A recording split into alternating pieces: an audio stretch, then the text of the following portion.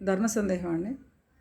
కార్తీక మాసంలో నదీ సముద్ర స్నానాలు ఎందుకు చేయాలి?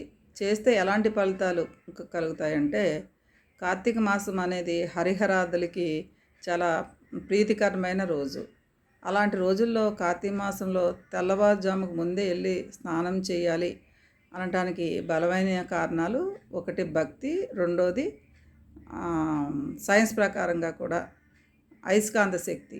వర్షాకాలం తర్వాత మన నదుల్లో కానీ, కాలువల్లో కానీ, సముద్రాల్లో కానీ అయస్కాంత శక్తి ఆ వాటర్లో ఏర్పడి ఉంటుందన్నమాట.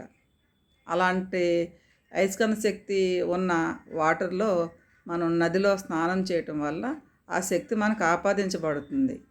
పాజిటివ్ ఎనర్జీ కూడా ఉంటుంది, దేవతా శక్తి కూడా ఉంటుంది. మనం ఏదేమనుకున్నా సరే అది మనకి మంచిదే. కాబట్టి ఆ సమయంలో ఆ తెల్లవారుజామున ఆ వెలిగించే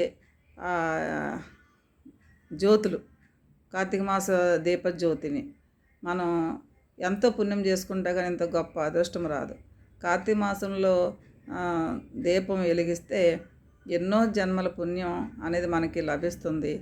ఆ దీపం వెలుగును చూసే సూక్ష్మజీవులు, పశుపక్షాదులు సైతం కూడా చూసినంత మాత్రానే పుణ్యం కలుగుతుంది. అంత గొప్ప పవిత్రమైన శివునికి, విష్ణువుకి ఇష్టమైన రోజు ఏదైనా ఉందంటే కార్తీక మాసం. Thank you.